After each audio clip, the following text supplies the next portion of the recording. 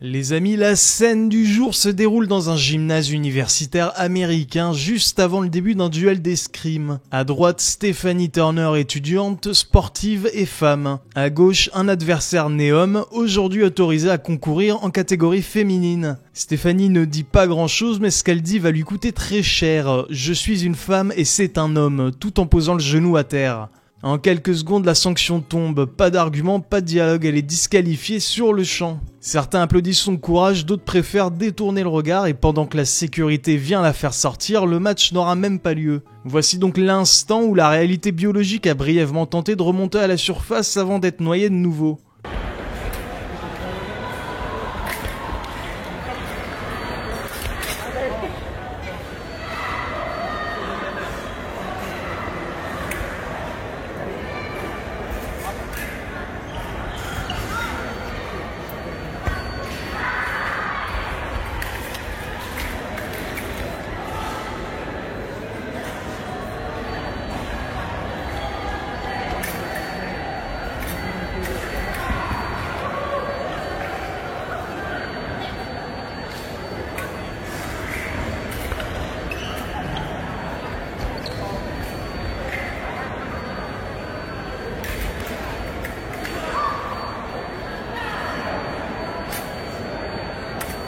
Bon bref, là ça blablate, ça blablate. On voit que là ils attendent l'arbitre en fait.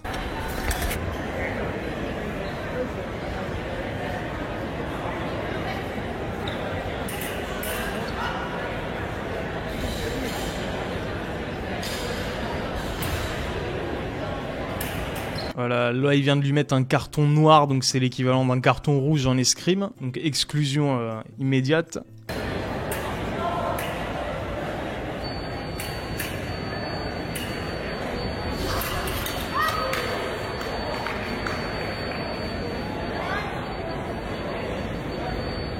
Vous savez, c'est vraiment pas bien d'être comme ça.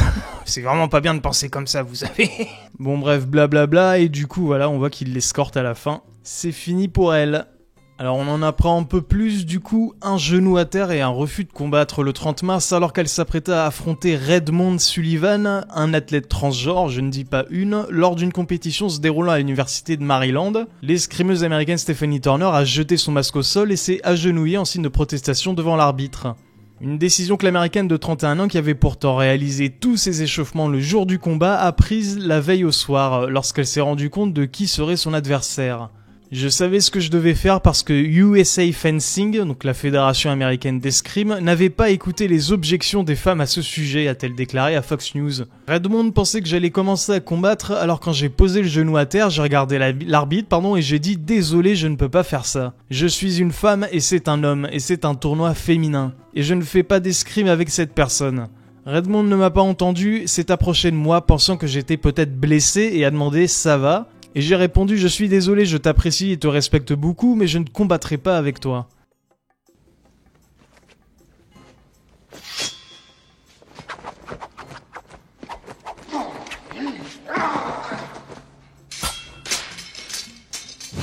Bienvenue à l'université Lyon 2, là où on apprend à penser librement tant qu'on ne pense pas dans le mauvais sens. Dans cette séquence, un professeur tente de rappeler une règle pourtant élémentaire, la rupture du jeûne musulman, c'est dehors, pas en salle de cours. Mais visiblement ce jour-là, la sacro-sainte laïcité a moins de poids que la date et la brique au thon. D'ailleurs j'adore les briques, c'est pas une critique. Face aux invectives et à la pression d'activistes d'extrême gauche alertés par la situation, l'enseignant a fini par quitter la salle, escorté comme un fauteur de troubles par les antifas au visage masqué comme des lâches. À Lyon 2, on ne célèbre donc pas la fin du cours, on célèbre plutôt la fin du jeûne. Et gare à celui qui dérange le banquet. Projet colonial israélien. Bon, il est en train de faire ses affaires, je pense qu'il a très bien compris qu'il ne pourrait pas argumenter. Mais c'est pas la seule chose. Ce monsieur est pro-Assad. Vous connaissez tous le dictateur. Excusez-moi. Malheureusement. C'est pas fini. Elle se prend vraiment pour une keuf, la petite là qui fait 50 kilos. Tu lui mets une balayette, elle se découpe en deux, mais elle fait non, t'as pas le droit de partir. Non, t'as pas le droit. Écoute nos revendications. Et ils se prennent de plus en plus pour des flics en fait dans ce genre de fac un peu de gauche.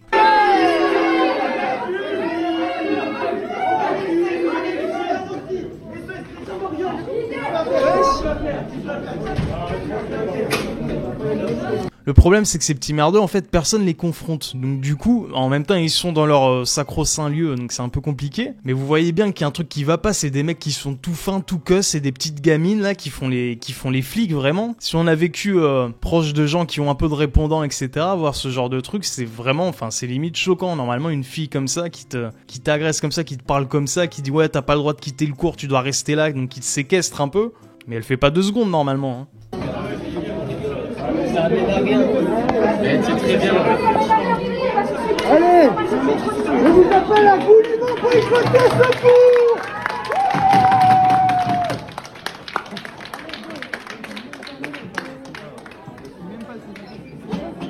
Non, on voit bien que à la gueule des étudiants, on voit bien que les mecs sont pas vraiment de connivence avec eux. Hein. Ils ont l'air plus de casser les couilles l'amphithéâtre qu'autre chose, j'ai l'impression. Parce que même si c'est des lieux profondément gauchisés, il y a quand même des mecs normaux entre guillemets, quoi.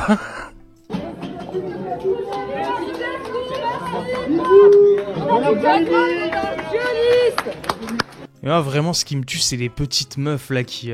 Bon, déjà, les mecs tout fins et tout, ils sont dégoûtants, mais les petites meufs qui font 1m50, et tu sens, t'entends dans leur voix, tu sais, qu'ils essayent de prendre un peu comme ça, comme le quartier et tout, tu vois, comme ça, pour essayer d'imposer une virilité qu'elles n'ont pas. Elles font 1m50, mais mon Dieu, mais arrêtez ces gens, arrêtez-les.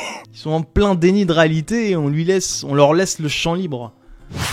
Cette fois-ci, séquence choc, tentative d'attentat raté à la voiture piégée à Amsterdam, place Beursplein, qui fut d'ailleurs le théâtre d'une récente attaque au couteau, hein, dans laquelle un Ukrainien, oui vous avez bien entendu, avait attaqué et blessé 5 personnes. Cette fois-ci, un homme tente une approche un peu plus explosive, hein. Il arrive en voiture, une détonation retentit, mais bon, pas une grosse, ça fait juste pouf, puis le véhicule prend feu. L'individu en sort littéralement en flammes en plein centre-ville comme un figurant qui aurait raté sa scène dans Fast and Furious. Arrêté sur place, il n'a blessé personne, sauf peut-être la crédibilité de ceux qui pensent que tout cela n'est qu'un fait divers isolé. Il n'y a pas de son, malheureusement, je vais vous accompagner avec ma voix délicieuse. Alors, je sais pas si vous avez vu, ça vient juste de péter. Regardez. Bah, ça a pété. Malheureusement, l'explosif était défaillant. Ils ont déconné sur la connexion entre les fils rouges et bleus. Donc là, le mec sort en flammes. Ils ont foiré le plan là. Alors tout le monde crie au terrorisme, mais personne n'a encore envisagé la piste qui me semble la plus envisageable à ce jour. C'est bien évidemment l'utilisation d'un moteur PureTech défectueux, plus communément appelé pure daube. C'est plus dangereux qu'un pain de C4, donc faites attention les amis.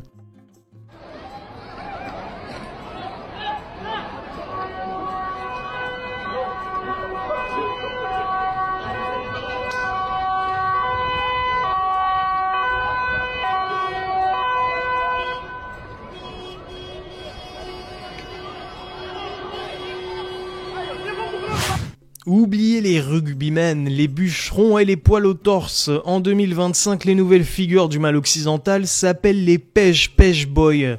Ou Pêche Boys plutôt. Leur mission, réhabiliter l'homme en pom-pom girl. Short moulant, pompons fluo et chorégraphie millimétrée sur de la pop sucrée venue casser les codes avec une conviction sans faille et une souplesse de bassin presque inquiétante. Hein. Le tout assumé sur un fond de militantisme post-genre, comme ça change. On dit que la masculinité est en crise, alors si c'est le cas, certains ont clairement choisi de l'accompagner jusqu'au bout en sautant à cloche-pied sur sa tombe. C'est peut-être ça, être progressiste aujourd'hui, danser pendant que Rome brûle.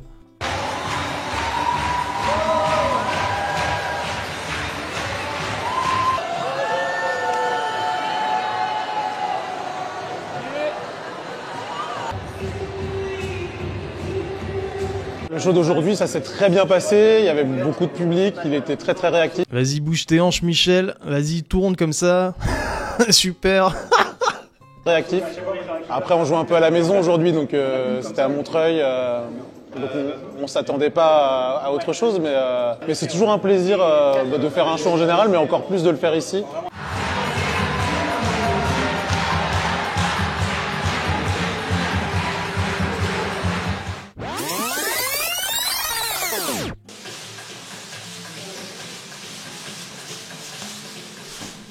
On a fait 3 chorégraphies jusqu'à maintenant. Et celle-ci, c'est un best-of des meilleurs moments de ces 3 chorégraphies qu'on a créées depuis notre création en 2018. On danse, on s'éclate. Mais vous avez pas autre chose à faire? Enfin, je sais pas. Pourquoi vous faites pas de la vraie danse à la place? Moi j'ai jamais eu le courage d'en faire, mais un mec qui sait danser c'est stylé, pourquoi vous faites pas de la vraie danse? On danse, on s'éclate, on n'a pas peur des préjugés. On fait quelque chose de beau et on en profite pour véhiculer un beau message. On veut présenter une image de la virilité qui soit différente. C'est pas parce qu'on est un homme qu'on n'a pas le droit d'aimer Britney Spears, de danser dessus, qu'on n'a pas le droit de bouger ses fesses et de s'amuser. Alors je vous le dis direct, hein, ils sont tous sur Wild avec leur meuf, hein. Tous. Ils ont tous un compte sur Wild, là, le truc d'échangiste, mais je vous mets ma main à couper. Minimum candoliste. Quand j'ai rejoint les Pom Pom Boys, la première chose qui m'a fait venir, c'est déjà l'originalité, parce que les Pom Pom Boys, c'est assez peu courant.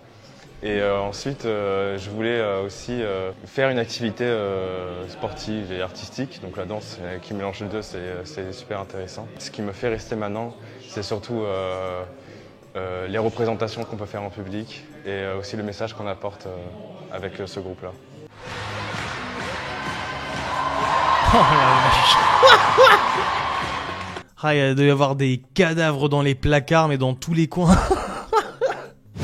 Les amis, laissez-moi vous présenter Gontran. Notre ami Gontran s'est levé un beau jour de son lit et s'est dit « Tiens, si je me faisais chier dans la bouche !» À peine ces quelques mots prononcés, il enfila ses godasses et est parti en quête du Saint Graal, ou plutôt du Saint-Intestin Graal. Sur le chemin, une autre idée lui apparut à l'esprit. « Tiens, si je me faisais chier dans la bouche, mais par une femme africaine !»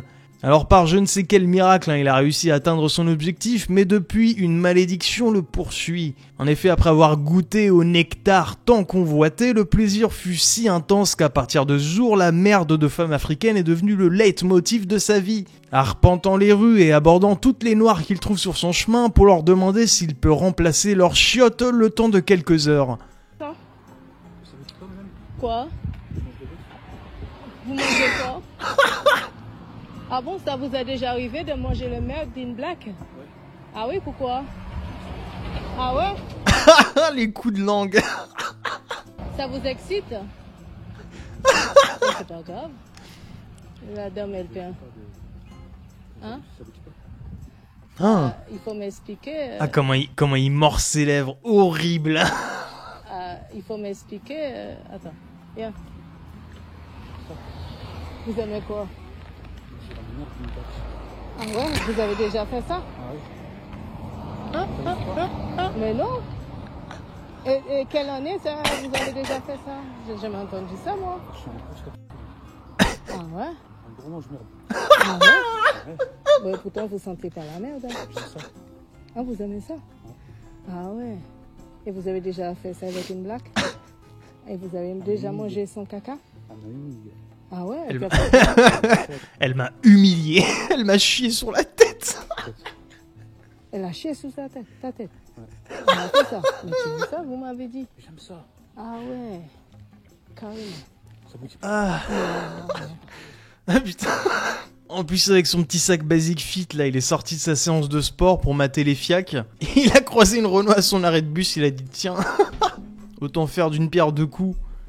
En cette époque où les quartiers se transforment en fiefs impénétrables, voici qu'un sujet de sa majesté s'aventure, l'âme vaillante, en une contrée de sa propre cité. Là, à peine a-t-il foulé ce territoire que le voilà encerclé par une troupe d'ardents défenseurs du lieu, l'interrogeant sur les raisons de sa présence en ces terres prétendument interdites.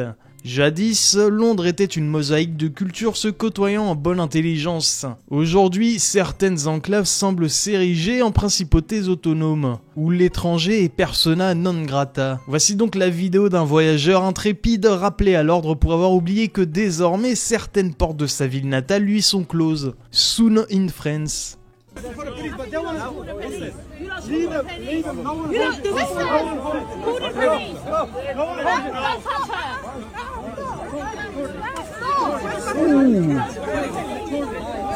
Les amis, qui s'est déjà pris une droite de voilée? C'est quand même un sacré palmarès.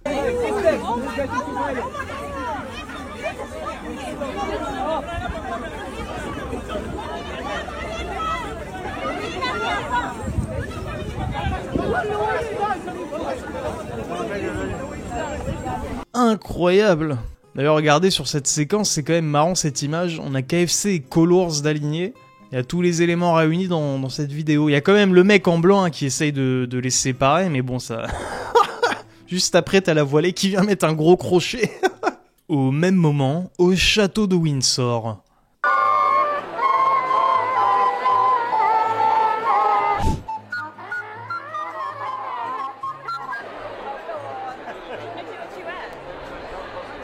Quelle information!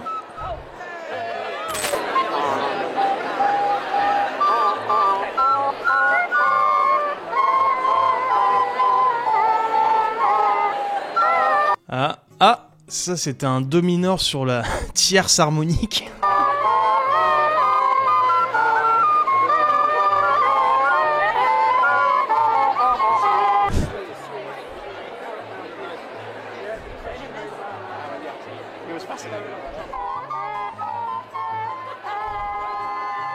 Ah, c'est bien, c'est bien. Les amis, finalement, après des siècles et des siècles de guerre à se mettre sur la gueule avec les Anglois, la perfide Albion semble enfin s'effondrer. Et le pire, c'est que c'est pas de la faute de la France. Voilà, sur ce, merci à toutes et à tous d'avoir regardé la vidéo. N'hésitez pas à lâcher comme d'habitude un pouce bleu, un commentaire pour le référencement ou à vous abonner si vous le souhaitez. Moi, je vous dis prenez soin de vous. La santé, c'est le plus important. À la prochaine.